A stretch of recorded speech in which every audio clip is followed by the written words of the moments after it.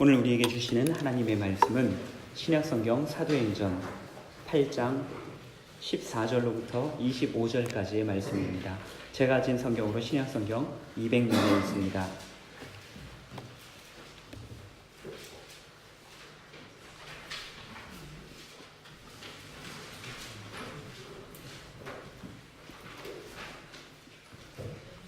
사도행전 8장 14절로부터 25절까지의 말씀입니다. 이제 하나님의 말씀을 봉독하겠습니다. 예루살렘에 있는 사도들이 사마리아도 하나님의 말씀을 받았다 함을 듣고 베드로와 요한을 보내매 그들이 내려가서 그들을 위하여 성령 받기를 기도하니 이는 아직 한 사람에게도 성령 내리신 일이 없고 오직 주 예수의 이름으로 세례만 받을 뿐이더라. 이에 두 사도가 그들에게 안수하매 성령을 받는지라. 시몬이 사도들의 안수로 성령 받는 것을 보고 돈을 들여 이르되 이 권능을 내게도 주어 누구든지 내가 안수하는 사람은 성령을 받게 하여 주소서 하니 베드로가 이르되 내가 하나님의 선물을 돈 주고 살 줄로 생각하였으니 내 은과 내가 함께 망할지어다. 하나님 앞에서 내 마음이 바르지 못하니 이 도에는 내가 관계도 없고 분깃될 것도 없느니라. 그러므로 너의 이 악함을 회개하고 주께 기도하라. 혹 마음에 품은 것을 사하여 주시리라. 내가 보니 너는 악독이 가득하여 불의에 매인 바 되었도다. 시몬이 대답하여 이르되 나를 위하여 주께 기도하여 말한 것이 하나도 내게 임하지 않게 하소서 하니라. 저는 저에 계신 분들과 사랑의 인사 나누겠습니다. 옆에 계신 분들, 앞에 계신 분들 돌아보시고 인사 나누시기 바랍니다. 만나서 반갑습니다. 바랍니다. 8장 9절에서부터 마술사 시몬에 대한 이야기가 등장합니다. 9절 말씀입니다. 그 성에 시몬이라 하는 사람이 전부터 있어 마술을 행하여 사마리아 백성을 놀라게 하며 자칭 큰 자라 하니 예루살렘 박해로 인하여 흩어진 제자들이 그 옛날 북이스라엘의 수도였었던 사마리아 성까지 가서 복음을 전하였습니다. 그런데 거기서 마술로 사람들의 마음을 얻고 있는 시몬이라고 하는 사람을 만납니다. 10절을 보게 되면 많은 사람들이 이 시몬이라는 사람을 따랐다라고 기록을 합니다. 그런데 그 다음에 뭔가 찜찜한 표현이 등장하고 있습니다. 10절 후반절입니다. 이 사람은 크다 일컫는 하나님의 능력이라. 마술을 하는 사람인데 마술로 사람들의 마음을 현혹시키는 사람인데 그 사람에 대한 설명 뒤에 하나님의 능력이다 라고 소개를 하고 있습니다. 여기서 말하는 하나님은 이스라엘의 하나님, 야훼 하나님을 말하는 것이 아니라 일반적인 신을 의미하는 것입니다. 시몬이 나타나서 마술을 행하면 사람들이 그 놀라운 능력 때문에 저는 신인가 보다, 신이 내렸나 보다 라고 사람들이 말하고 고백했었다 라고 하는 이야기입니다. 그런데 집사 빌립이 이곳에 와서 복음을 전하자 희한하게도 많은 사람들을 거느리고 있었던 이 시몬이라는 사람이 빌립에게 찾아와서 세례를 받았습니다. 그리고 얼마 지나지 않아서 이곳에 예루살렘으로부터 2명의 사도가 찾아옵니다. 베드로와 요한이 찾아와서 사마리아 사람들이 복음을 들었을 때 성령을 받지 못했으니 성령 받기를 위해서 기도해달라 부탁을 받고 사람들로 하여금 성령을 받도록 기도를 하였습니다. 베드로와 요한이 기도하자 성령이 사마리아인들에게 내리는 것입니다. 사람들이 성령을 받았습니다. 이 광경을 지켜보던 시몬이 눈이 휘둥그레졌습니다. 그러면서 본색을 드러내는데요. 그 말씀이 18절과 19절에 등장합니다. 시몬이 사도들의 안수로 성령 받는 것을 보고 돈을 들여 이르되 이 권능을 내게도 주어 누구든지 내가 안수하는 사람은 성령을 받게 하여 주소서. 이 능력 나도 배우고 싶습니다. 마치 학원에 등록하듯이 돈을 내고 그 능력을 사고 싶었던 것입니다. 돈으로 능력을 사려고 했었다는 것은 이 시몬이라는 사람이 기본적으로 의지하는 것이 무엇이었는가 우리가 대번에 알게 되는 대목입니다. 그는 돈을 의지하는 사람이었고 힘을 의지하는 사람이었습니다. 이 돈이라고 하는 것은 세속 권력 중에서도 국가 대표급입니다. 세속 권력 중에서 가장 무섭고 힘이 센 것이 돈이라는 것입니다. 돈이 없어서 삶이 피곤할 때가 얼마나 많으십니까? 또한 돈만 있다면 우리의 삶이 얼마나 원활하고 잘 돌아가겠습니까? 라고 이야기를 한다면 그것은 우리가 이미 세속세계에 너무 많이 발을 들여놓은 것입니다. 시몬은 예수님을 믿겠다고 하고 복음을 듣고 세례를 받았지만 그는 여전히 예수님을 인정하고 예수님을 따르고 하나님을 따르기보다는 돈의 힘을 의지하여서 살아가는 삶을 살았습니다. 그 편리한 세속세계의 매력에 깊이 빠져 있었던 것입니다. 혹시 이런 질문을 하시는 분이 계실지 모르겠습니다. 성령을 주시는 것은 거저 주시는 것 아니겠습니까? 무료로 주시는 것 아닙니까? 그런데 돈까지 내겠다는데 뭐가 문제입니까? 실은 그게 문제죠. 하나님께서 우리에게 성령을 주신 것은, 그것을 값없이 주신 것은 이것이 도저히 값을 매길 수가 없어서 그런 것인데, 그것이 한낱 우리가 사용하는 돈으로 값을 매기겠다라고 하는 것은 하나님의 성령을 현저히 얕보이는 그러한 행동이었기 때문입니다. 하나님께서 우리에게 성령을 거저 주시는 이유가 있습니다. 우리가 도저히 살 수 없기 때문에. 또한 하나님께서 우리에게 성령을 거저 주시는 데에는 단 한 가지 조건이 있습니다. 무엇이겠습니까? 이 성령 외에는 다른 힘을 의지하지 말고 살아라. 오직 성령님만 의지하여서 살아라 라고 하는 그 조건으로 우리에게 성령을 허락하시는 것입니다. 그러나 돈으로 권능을 사려는 시몬에게는 베드로가 큰 책망을 내립니다. 20절의 말씀입니다.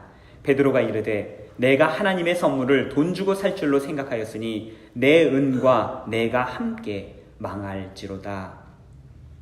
하나님 외에 의지하는 바로 그것 때문에 너가 멸망할 것이다 라는 메시지였습니다. 베드로의 말대로 되었습니다. 시몬은 초대교회 혼합주의 이단이라고 알려져 있던 영지주의의 시초라고 알려져 있습니다. 이 시몬이라는 사람의 이름에서 나온 영어 단어가 있는데 사이모니악이라고 하는 단어입니다. 이 단어는 성직 매매자라고 하는 의미가 담겨져 있습니다. 시몬이 하나님의 능력을 돈으로 살려고 했었기 때문에 그것을 비꼬아서 그의 이름을 빗대어서 이런 게 바로 성직 매매다라고 이름을 지었던 것입니다. 시몬의 욕심, 세상 것을 포기하지 못하는 욕심 때문에 그는 영원히 성직 매매자라고 하는 별명이 붙어버린 것입니다.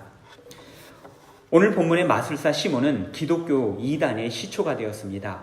오늘 본문의 그의 이야기를 보면 조금 미묘한 부분이 있습니다. 어찌 보면 그는 그리스도인 같기도 하고 어찌 보면 아닌 것 같기도 하고요. 복음을 받고 세례를 받은 것은 그리스도인 같은데 여전히 그는 마술을 했습니다. 성령을 의지하고 성령 받기를 원하는 것을 보게 되면, 성령의 능력을 갖기 원하는 것을 보면 그리스도인 같은데, 또 다른 한편에서 돈의 권력을 믿는 것을 보면 완전히 세속 사람 같습니다. 이러한 애매모호한 모습, 태도, 신앙, 이것이 바로 이단의 가장 전형적인 특징입니다. 완전히 이것도 아니고 완전히 저것도 아니고 적당히 섞여 있어서 어스름하게 비슷한 것. 그래서 이 사람들은 항상 우리를 이렇게 꼬이죠. 난 다르지 않아. 나도 똑같아. 이쪽으로 와도 돼. 나 똑같잖아. 비슷하잖아. 나도 세례를 받고 나도 성령을 추구하잖아. 라고 하면서 우리의 믿음을 흐트리고 우리를 꼬시는 것이, 우리를 유혹하는 것이 바로 이단의 행태라는 것입니다. 오늘 주보 3면을 보게 되면 주보 3면 아래에 신천지 아웃이라고 하는 작은 배너가 있습니다. 저희가 이 배너를 사실 사용을 안 했는데 오늘 주보에만 특별히 한번 넣어봤습니다. 왜 그런 거 아니? 한국에 하도 이 신천지 이단이 극성을 부리다 보니까 교회 안에 이렇게 몰래 들어와서 사람들을 유혹하고 그러다 보니까 교단에서 이것들을, 신천지를 반대하는, 그리고 이 사람들을 물리치는 이 배너를 만들어서 교회 앞에다가 다 붙여놓게 하였습니다. 이것을 붙여놓지 않으면 나중에 신천지라는 것이 밝혀져도 법적으로 그들에게 추궁할 수 있는 아무런 근거가 없다고 합니다. 그런데 요거 하나가 붙어 있으면 그들에게 법적인 책임을 물을 수가 있기 때문에, 그래서 이것들을 지금 교회들 앞에 문 손잡이에다가 항상 이것을 붙여놓는다고 하죠. 이 사람들이 일하는 가장 전형적인 방법, 전도하는 가장 전형적인 방법은 이런 것입니다. 집사님, 저기 은혜로운 성경 공부가 있는데 한번 와보세요. 돈도 안 받아요. 등록비도 없고요. 무료로 잘 가르쳐줘요. 아주 은혜로워요. 아이 돌보는 게 어려워요? 아이는 제가 봐드릴게요. 제공해주고 한껏 퍼주는 식으로 사람들을 유혹합니다. 그러면서 한 가지 덧붙이죠. 교회에서나 혹은 목사님에게는 이야기하지 마세요. 밖에서 성경 공부한다는 이야기 들으면 목사님들이 시기하고 그러셔서 별로 안 좋아하실 거예요. 안심시키면서 사람들을 입단속을 시키고 성경 공부로 유혹을 하는 것입니다. 교회 외부의 성경 공부나 집회, 기도원 모두 조심하셔야 하는 시대입니다. 그런 것들에 유혹되거나 빠지지 않으려면 우리의 영적인 부분들을 교회 안으로부터 공급을 받고 채움을 얻어야만 합니다. 교회에서 여러 가지 활동을 하지만 좀 더 많은 활동을 하고 싶다, 더 많은 공급을 받고 싶다, 그런다면 우리가 함께 마음을 모으고 뜻을 모아서 더 좋은 교회를 만드는 것입니다. 더 많은 것들을 함께 나눌 수 있는 그런 교회를 만들어가면 되는 것입니다. 이단은 참으로 위험하지만 다른 한편에서는 우리의 신앙을 확인하게 해주고 또한 내 믿음이 무엇인가 점검하게 해주는 그런 계기를 마련해 주기도 합니다. 오늘은 저희가 이단과 관련하여서 교회 안에 기독교의 본질을 흐리는 잘못된 가르침들, 잘못된 신화와 확신들에 대해서 몇 가지 짚어보려고 합니다. 저는 이것을 3명의 거짓 선지자라고 부르려고 합니다. 이것은 특정한 사람을 이야기하는 것이 아닙니다. 그런데 누구라도 이러한 거짓 선지자가 될 수 있습니다. 이러한 생각, 이러한 마음을 품게 되면, 여기에 동조하게 되면 우리 마음이 흔들릴 수 있고 또한 교회의, 기독교의 본질을 흐리게 될 수 있는 위험 요소다라고 하는 것입니다. 이 3가지를 차례대로 살펴보려고 합니다. 첫 번째는 지식에 대한 거짓 선지자입니다. 이 거짓 선지자는 특별히 교회는 이래야 된다, 교회는 저래야 된다, 타협이나 토론이 불가능한 교회에 대한, 하나님에 대한 확신과 또한 뚜렷한 지식을 갖고 있습니다. 물론 우리가 교회에서 많은 신앙생활을 하고 교회를 섬기다 보면 여러 가지 교회에 대한 지식이 많아지고 알고 또 계획할 수 있는 것들이 많아집니다. 그런데 참으로 이상한 것은 이 교회라고 하는 것은 우리가 알아가면 알아갈수록 그 안에 더 깊고 더 오묘한 비밀들이 숨어 있다는 것을 비로소 알게 된다라고 하는 것입니다. 제가 지난 4월에 한 열흘간 한국을 방문했었죠. 전략회의에서 수많은 목사님들, 선교사님들을 만났는데 그때 단체로 만난 목사님들, 선교사님들을 제외하고 제가 그 선교 전략회의 기간 외에 따로 목사님들을 1분, 2분 따로 만난 목사님들 숫자를 제가 세어봤습니다. 열흘 동안 그 중에서 회의는 4일 동안 진행이 됐었고 주일 예배도 있었고 그걸 제외하고 제가 32분을 만났습니다. 32분을 만났는데 사실 저는 별로 유명한 사람이 아니지만 아시는지 모르겠지만 제가 만나는 분들은 대부분 이름만 대도 알만한 유명한 분들이 많습니다. 교수님들도 계시고요. 대형교회 목사님도 계시고요. 순교자의 손자, 아들, 손자 되시는 분도 계시고요. 그런데 제가 한국 방문을 마치고 돌아와서 제가 그분들하고 이야기 나눴던 것을 조용히 제 스스로가 갈무리해 보는데 이분들하고 어느 사람 할 것 없이 항상 얘기했던 한 가지 공통점이 있었습니다. 그것이 무엇인가 하니 교회란 무엇인가? 교회란 어떻게 되어야 되는가? 우리가 교회를 위해서 무엇을 섬겨야 되고 교회는 어디로 가야 하는가? 여기에 대한 궁금증 또한 여기에 대한 토론 이런 것이 끊이지 않았던 것입니다.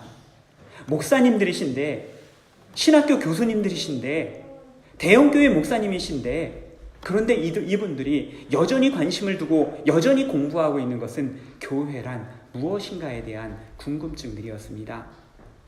더 알기 원하고 더 배우기 원하셨습니다.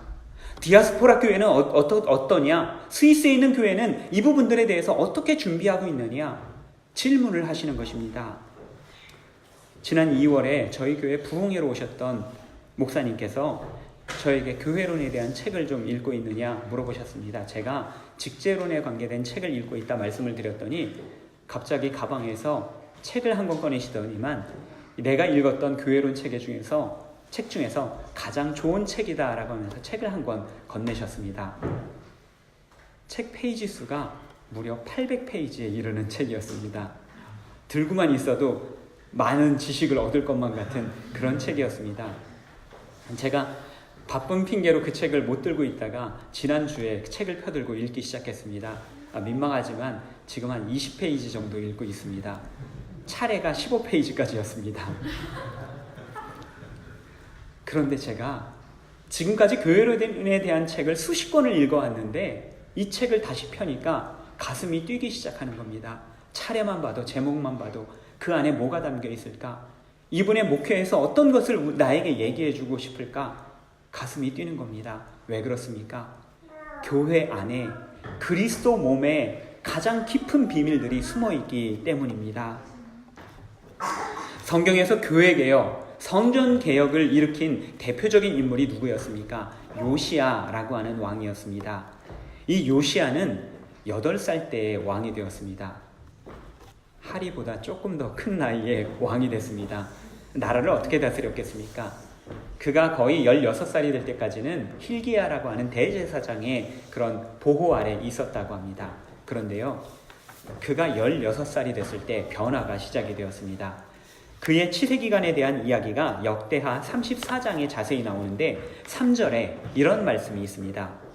아직도 어렸을 때 곧 왕위에 있은 지 8년에 그의 조상 다윗의 하나님을 비로소 찾고 제12년에 유다의 예루살렘을 비로소 정결하게 하여 우상들을 제거해 버리매. 왕위에 있은 지 8년, 그러니까 그의 나이가 몇 살입니까? 수학이 너무 어렵습니까? 16살, 8 더하기 8, 16살 때 청소년기에 하나님을 인격적으로 영접했다는 것입니다. 개인적으로 내가 경건한 하나님의 사람이 되겠다라고 다짐을 하였습니다. 그로부터 4년이 더 흘렀습니다. 그가 20살이 되었을 때는 이스라엘과 유다에 있었던 많은 우상들을 제하여 버리기 시작하였습니다. 우상 숭배를 없앤 것입니다. 사람들이 하나님께로 돌아왔습니다. 요시야라고 하는 사람이 개인적으로 가지고 있었던 경건한 신앙이 이스라엘 공동체 가운데로 넓게 확장되어 나아갔었던 것입니다. 그로부터 또다시 6년이 지나서 성전 보수 공사가 있었는데 성전을 보수하다가 하나님의 율법책을 발견합니다. 그 율법책이 바로 성경의 신명기서였습니다. 이때까지도 요시야는 정말로 하나님을 잘 믿고 잘 섬기던 사람이었습니다. 모든 이스라엘 중에서 믿음의 본이 되는 사람이 바로 이 요시야 왕이었습니다. 그런데 신명기서를 읽은 요시야가 어떻게 하였습니까? 자신의 옷을 찢고 통탄해했습니다. 이스라엘 사람들이 왜 언제 옷을 찢습니까? 정말로 참담한 마음일 때, 내가 이렇게 찢어 죽여져도 시원치 않겠다라고 생각할 때 자기 몸 대신 옷을 찢는 것이었습니다. 요시야가 옷을 찢었습니다. 왜 그랬습니까? 내가 정말로 하나님을 알지 못했구나. 하나님의 말씀을 내가 정말로 하나도 몰랐구나. 이렇게 몰랐구나. 그것을 이제야 깨달았다라고 하는 고백이었습니다. 우리가 흔히 사상이나 생각의 획기적인 전환을 코페르니쿠스적 전환이다라고 이야기를 하죠. 여기에서 본따서 저는 말씀으로 인한, 신앙으로 인한 획기적인 전환을, 깨달음을 저는 요시야적 전환이라고 부릅니다. 하나님을 알아가는 것이나 교회를 알아가는 일에는 언제나 이 요시야적 전환이 반복되어야만 합니다. 한번 깨달았다고 해서 전부 다 그것을 알게 되는 것이 아니기 때문입니다. 이는 평생에 걸쳐서 새롭게 알아가고 배워가야 되는 우리 평생에 걸친 주제이기 때문입니다. 그럼에도 불구하고 우리는 때때로 나는 교회를 다 안다 라고 생각할 때가 있습니다. 그런 생각이 들어올 때가 있습니다. 자신의 경험한 것 몇 가지로 이미 교회를 다 아는 것처럼 단정할 때가 있습니다. 교만입니다. 교만도 죄지만 사실 이렇게 잘못 알고 있는 제한된 지식으로 다른 사람을 가르치기 시작할 때 이것은 거짓 선지자가 되는 것입니다. 자기만 망할 뿐 아니라 다른 사람과 나아가 교회도 망칠 수가 있습니다. 한국에 제가 있을 때 한 목사님이 하신 이야기에 제가 충격을 받았습니다. 목사님, 신천지 만만하게 보시면 안 됩니다. 아까 전에 언급했었던 추수꾼을 파견하는 바로 그 이단 이야기였습니다. 요즘 신천지 신도들이 옛날처럼 전도를 하지 않습니다. 예전에는 교회 안에 5년이고 10년이고 잠복해 있다가 사람들을 신천지로 데리고 갔는데 요새는 길거리에서 전도하고요. 대놓고 메일로 전도를 합니다. 혹시 신천지에 전도 메일 받아보셨습니까? 성경에 대해서 토론하고 싶어요. 이야기하고 싶어요. 저에게도 벌써 10번 가까이 그런 메일이 왔었던 것 같습니다. 왜 그러는지 아십니까? 자신 있다는 겁니다. 내가 성경 이야기에서 내가 누구한테도 지지 않을 자신이 있다는 것입니다. 웬만한 그리스도인, 내가 말로 내가 아는 교리로 이야기해서 내가 그 사람들 다 이겨먹을 수 있다라고 생각하기 때문에 담대하게 이메일을 보내고 있는 것입니다. 신천지에 속한 교인들이 일주일에 그들의 교리와 성경 공부를 얼마나 하는지 아십니까? 무려 12시간을 공부한다고 합니다. 물론 시간이 전부는 아닙니다. 하지만 우리도 그들과 맞서기 위해서는 우리가 믿고 있는 진리가 참 진리다라는 것을 우리가 변증할 수 있기 위해서는 우리 역시도 제대로 무장하고 제대로 배우지 않으면 안 된다라는 것입니다. 많은 잡다한 지식이 필요한 것이 아닙니다. 복음이란 무엇인가? 교회란 무엇인가? 믿음이란 무엇인가? 가장 중요한 진리들, 이 진리의 말씀들을 우리 안에 확고하게 심고 있어야지 잘못된 유혹에 빠지지 않을 수 있는 것입니다.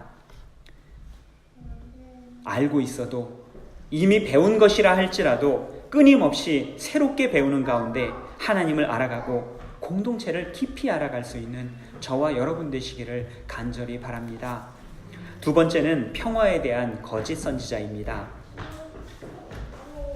아니 목사님, 평화를 말하는 것이 거짓 선지자라니요. 하나님은 평화의 왕이시고 또한 성령의 9가지 열매 중에서 평화가 있지 않습니까? 맞습니다. 그런데 참 평화가 아닌 거짓 평화라는 것이 있습니다. 구약의 예언서를 보게 되면 예언자들, 거짓 예언자들이 등장하는데 이 거짓 예언자들의 가장 전형적인 특징이 무엇인가 하니 평화롭지 않을 미래에 대해서 평화롭다라고 예언하는 것이었습니다. 예레미야 23장 17절에 이 거짓 선지자들에 대한 고발이 등장합니다. 예레미야 23장 17절 말씀입니다. 항상 그들이 나를 멸시하는 자에게 이르기를 너희가 평안하리라 여호와의 말씀이니라 하며 또 자기 마음이 완악한 대로 행하는 모든 사람에게 이르기를 재앙이 너희에게 임하지 아니하리라 하였느니라. 예레미야처럼 이제 곧 하나님께서 심판하실 것입니다. 하나님이 진노하셨습니다. 라고 말하면 백성들에게 인기가 없죠. 백성들이 좋아하지 않습니다. 백성들은 평안하다, 좋다, 복 주신다 이런 말들을 좋아한다는 것입니다. 그래서 사람들 듣기 좋아하는 말만 하는 그런 선지자들, 그런 예언자들을 거짓 예언자들이라고 몰아붙입니다. 이스라엘 사람들이 가장 듣기 좋아하던 말이 무엇이었겠습니까? 샬롬, 평안, 평화라고 하는 것이었습니다. 지금 잘하고 있다. 앞으로도 계속해서 잘 될 것이다. 언뜻 듣게 되면 응원해 주는 것 같고 격려하고 칭찬해 주는 것 같습니다. 하지만 거짓 선지자들은 늘 그런 식으로 하나님의 백성들로 하여금 새로운 시대에 대비하지 못하게 만들어 왔습니다. 평화의 거짓 선지자는 우리로 변화되지 못하게 만듭니다. 교회가 날마다 하나님의 말씀대로 변화되어져 가야 되는데 그것이 바로 우리 개혁교회의 모토이기도 한데 그저 잘하고 있다며 잘못된 평화를 심어주는 것입니다. 소요를 일으키지 말라고 합니다. 교회는 평화로워야 한다며 모든 새로운 주장들을 물리칩니다. 그러다 보니 아무것도 변할 수가 없습니다. 발전하거나 개선될 수가 없습니다. 이것은 평화가 아닙니다. 편안함을 추구하는 이기적인 마음일 뿐입니다. 우리가 디아스포라 공동체를 이루고 있는 이곳 스위스는 종교개혁자들이 활동하던 곳이었습니다. 종교개혁자들은 비록 로마 카톨릭에 대항하여 개혁을 일구긴 하였지만 그들은 처음부터 그렇게 반란적이고 선동적이었던 것은 아니었습니다. 그들이 하나님의 말씀을 연구했을 때, 하나님의 말씀을 매일같이 연구했을 때 그들 가운데 얻어지는 깨달음이 있었고, 그 확고한 깨달음 가운데서 그들은 결코 변하지 않는 하나님의 뜻을 추구하였습니다. 그때가 되어서는 황제의 협박도 소용이 없고 군대의 위협과 폭력에도 그들은 굴하지 않았습니다. 개혁의 길은 당장에는 평화를 잃어버리는 길이었습니다. 소요가 있었고 전쟁과 죽음이 있었습니다. 하지만 그 희생은 큰 평화, 완전한 진리에 보다 가까이 다가서는 일이었습니다. 최근에 남북 평화 모드에 대하여 한 방송인이 이런 이야기를 하였습니다. 정치인들이 남북 대화에 노력을 기울이다 보면 늘 말이 많아왔다라고 하는 것입니다. 시끄러워지는 것이 싫다 보니까, 또 시끄러워지다 보면 여러 가지 추문에 시달리니까 그것이 싫어서 남북 대화를 노력하다가도 많은 정치인들이 금세 포기해 왔다라고 하는 것이죠. 그래서 진정한 남북 대화를 위해서는 소신 있는 정치인이 필요하다는 것이 그의 주장이었습니다. 누가 뭐라 하더라도, 말이 많아지고 시끄러워진다 하더라도 남북 대화가 중요하다라는 것을 확신하며 소신 있게 밀고 나아갈 그런 정치인이 필요했다라는 것입니다. 저는 사실 그의 의견에 대해서 이렇다 말하기가 어렵습니다. 제가 정치가 이렇다라고 단정할 수가 없기 때문에. 그런데 교회를 생각하면 그의 말이 어쩌면 딱 들어맞습니다. 종교개혁자들이 그래왔고요. 교회를 하나님의 뜻에 따라서 지금까지 개혁시켜오고 변화시켜온 많은 믿음의 선배들이 그래왔습니다. 변화하려면 당장의 눈에 보이는 평화는 깨질 수 있다라는 것입니다. 새로운 시대를 준비하려면 고통이 반드시 수반됩니다. 올해로 제가 스위스에서 사역을 하게 된 지 5년 차입니다. 제가 지난 시간들을 이렇게 돌아보면서 이런 생각이 들었습니다. 내가 지금만큼, 이때만큼 스위스에서 사역을 하면서 이때만큼 평화로웠던 적이 있었는가? 정말 막 골치 아프고 힘든 일들이 예전 제가 처음 부임했을 때부터 생각을 해보면 그때에 비해서는 정말로 평화로운 시간이 아닌가, 이런 생각이 들었습니다. 저에게 두 가지 선택이 있습니다. 아무것도 안 하고 이대로 유지한다면 정말로 저에게는 편안한 시간이 앞으로 지속되지 않겠습니까? 그런데 만일 제가 교우님들과 새로운 일을 하자, 이런 일을 벌리고 저런 일을 벌리고 이것을 바꾸고 저것을 바꾸자 이야기를 한다면 거기에는 수많은 노력과 대화가 필요합니다. 때로는 제가 오해받을 수도 있고요. 그 오해 때문에 갈등을 풀기 위한 수많은 노력이, 그리고 그 사이에 마음이 상하는 일들이 많이 있을 것입니다. 지금까지 그래왔습니다. 어떤 좋은 일에도 늘 그러한 어려움이 있어 왔습니다. 그런데요, 그렇다면 여러분들은 과연 어떤 것이 더 좋겠습니까? 이 자리의 교우님들께서는 어떤 목회자를 원하십니까? 편안하게 지속하는 목회자를 원하십니까? 뭔가 새로운 일들을 위해서 때로는 힘든 일들을 자꾸만 요구하는 목회자가 좋겠습니까? 아니면 여러분들은 어떻습니까? 그냥 이대로 영원히 가면 좋겠습니까? 아니면 우리 교회를 더 좋은 교회로, 또한 하나님께서 무엇을 원하실까 함께 고민하고 바꿔가기를 원하십니까?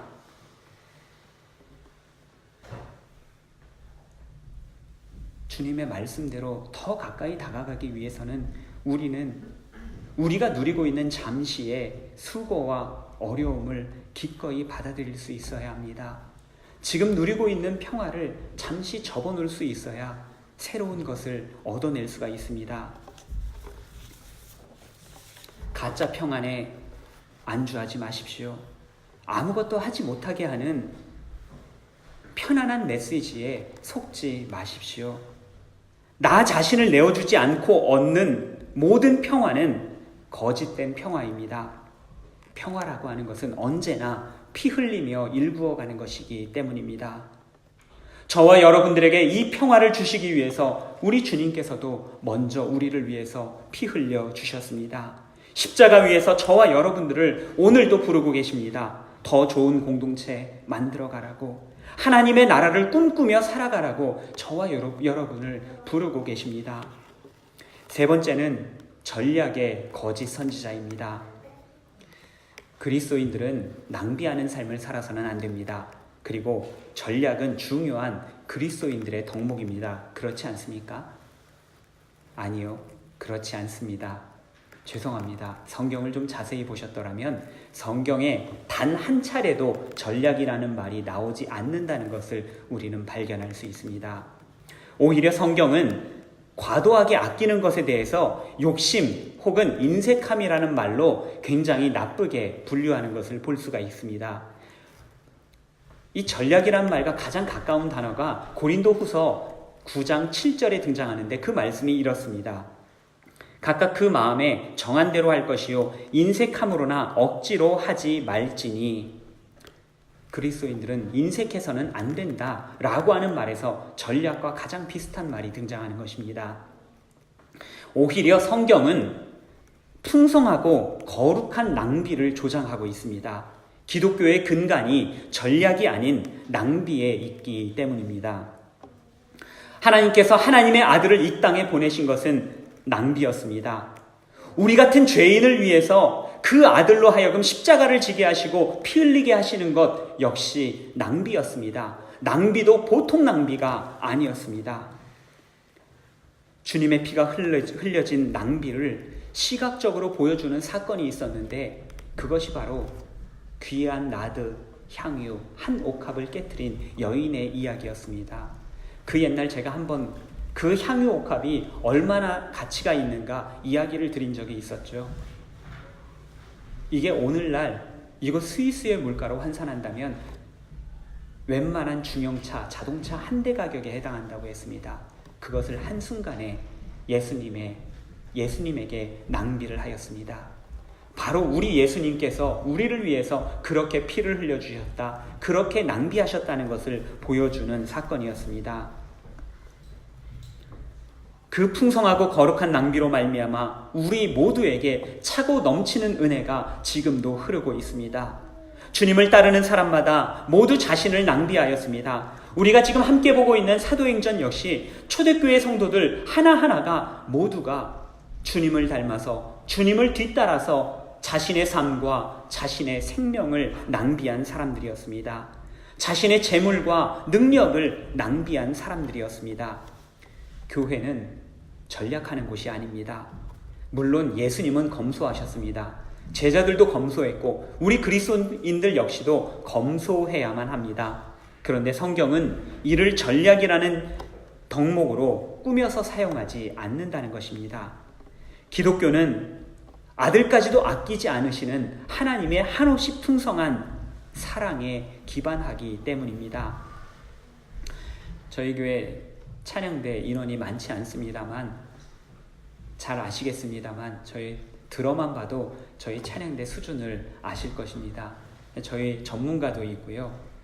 저희 찬양대가 만약 이곳에서 찬양을 하지 않고 콘서트 홀에서 만약에 찬양을 하였더라면 어떻게 되겠습니까? 적지 않은 사례를 받았을 것입니다. 저희 교회도 마찬가지고요. 쭈리 한소망교회도 마찬가지입니다. 쭈리 한소망교회 같은 경우는 종종 저희가 매달 한 번씩 8개 교회가 함께 모이는 이민자 교회센터에서 회의를 하는데 그 회의를 할 때 이런 의견을 듣습니다. 너희 한인교회에 연합예배 때 찬양을 하는데 찬양 제발 다음에는 2곡 이상 해다오. 한 곡만 듣기에는 너무 아까워서 2곡이나 3곡 해주면 더 좋겠다 이야기를 하는 겁니다. 이번 여름에 특별히 추가로 한 가지 축제가 생겼는데 그 축제 때도 성가대 찬양을 해주면 좋겠다는 것입니다. 제가 여름 휴가에서 사람이 없으니까 우린 안 된다 이야기를 했더니 아니 단 한 명이라도 한 명 독창이라도 제발 좀 해달라 부탁을 하는 겁니다. 오늘 우리가 예배 시간에 들은 찬양이 바로 그렇게 애걸복걸해서 듣는 그러한 찬양들이라는 것입니다. 그 귀한 찬양을 여기에서 찬양하고 있습니다. 교회에서 찬양을 하면 어떻습니까? 속된 말로 돈이 안 됩니다.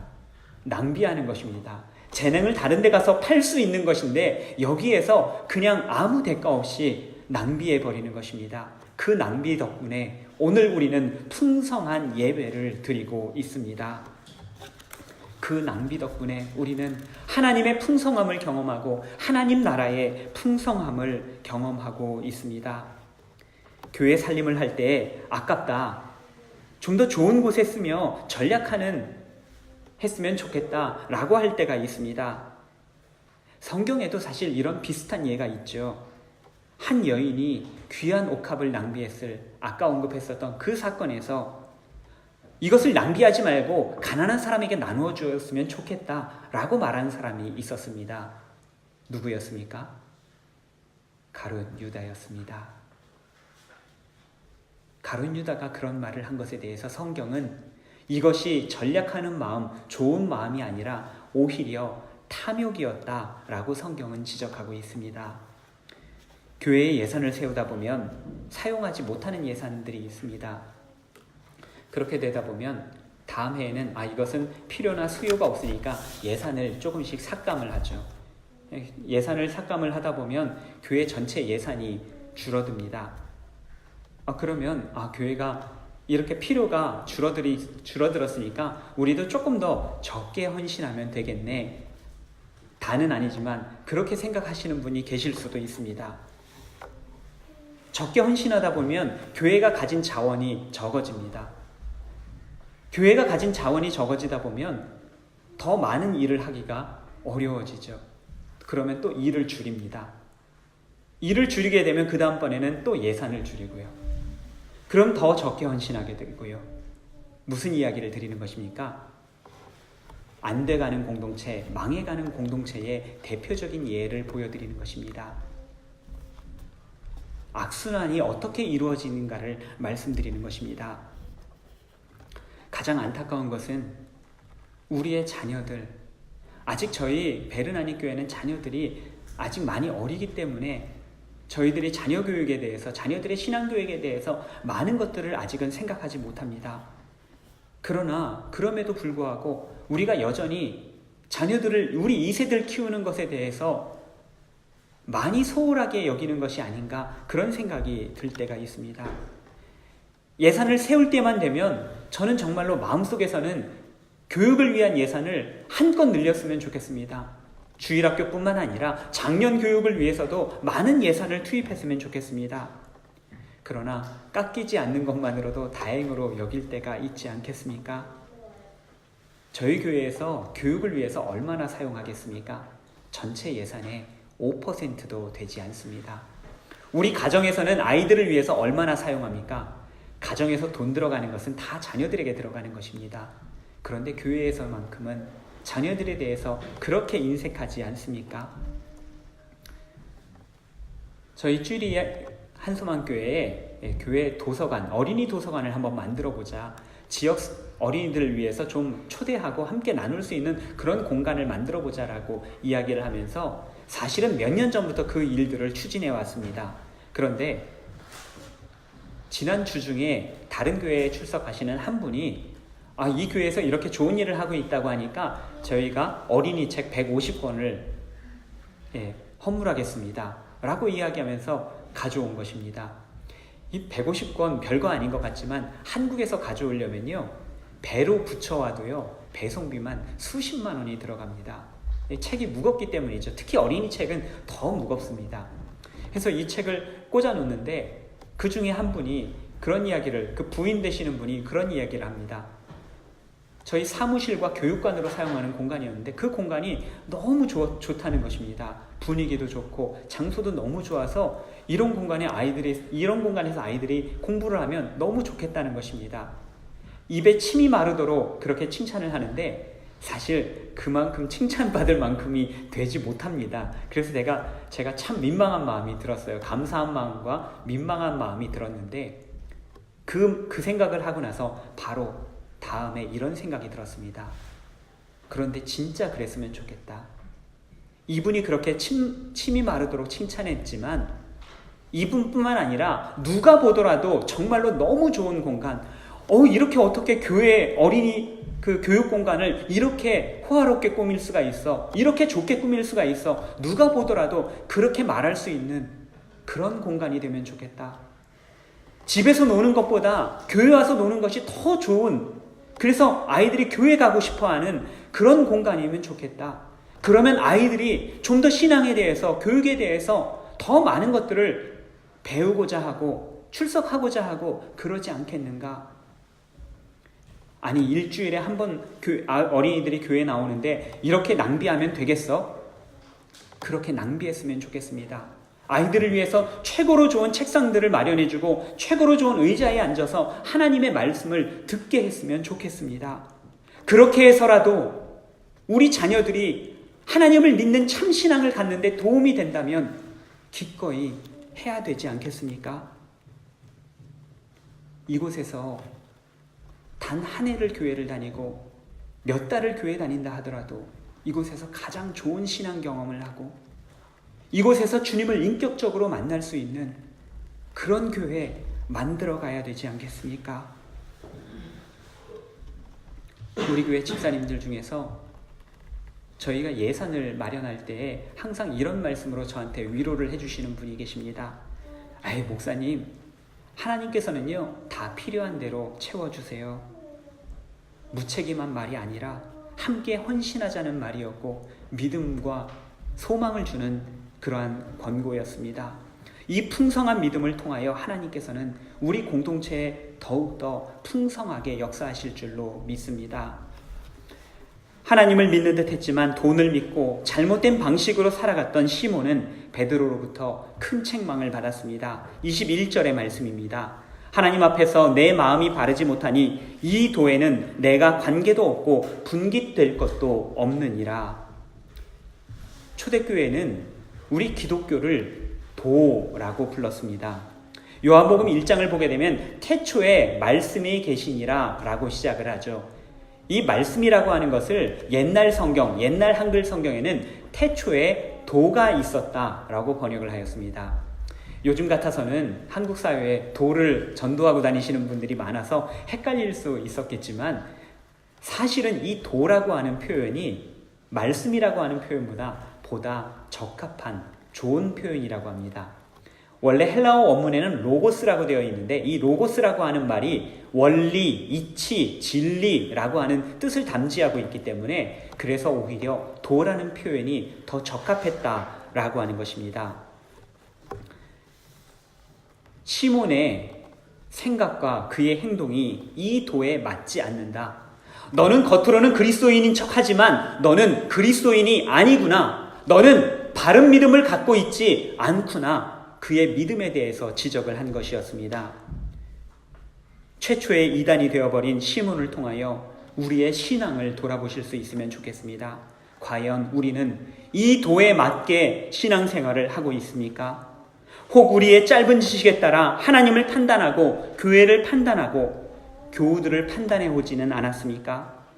우리에게도 요시아적 전환이 필요합니다. 지속적인 암과 배움이 우리에게 필요합니다. 현재 상태에 안주하려는 안일한 마음, 평화로 치장되어 있는 편안함을 추구하고 계시지는 않습니까?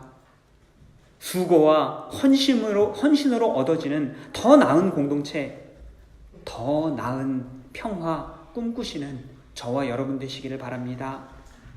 하나님께서는 십자가의 풍성함으로 우리에게 주셨건만 전략이라는 이름으로 우리의 인색함을 포장하지는 않으셨습니까? 우리의 풍성한 나눔과 섬김을 통해 더욱더 은혜가 풍성해지는 저희 베른 한인교회 공동체가 되기를 간절히 바랍니다. 베드로는 20절에서 이 돈은 하나님의 선물임을 알게 해주었습니다. 은혜로 받은 것입니다. 우리가 도저히 값으로는 살 수 없는 은혜를 우리가 이미 받았다라고 하는 것입니다. 이 영원한 선물을 받은 우리들, 잘못된 가르침을 배격하고 이 복음을 온전히 지켜나가며 우리 하나님께서 우리에게 선물로 주신 이 베른 한인교회 아름답게 지켜가고 또한 아름답게 발전시켜 갈 수 있는 이 자리에 계신 모든 교우님들 되시기를 간절히 바랍니다. 기도하겠습니다.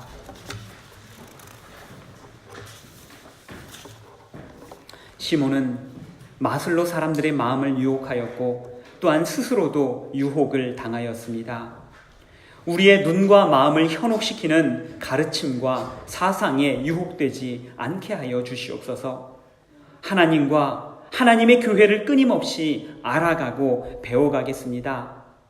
가짜 편안함을 택하기보다는 진정한 평화, 진정한 평안을 위해 수고하고 헌신하겠습니다. 하나님의 풍성한 사랑, 십자가에 넘치는 은혜를 본받아 풍성하고 너그러운 그리스도인이 되겠습니다.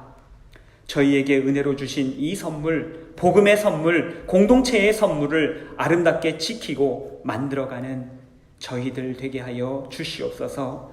예수님 이름으로 간절히 기도드립니다. 아멘.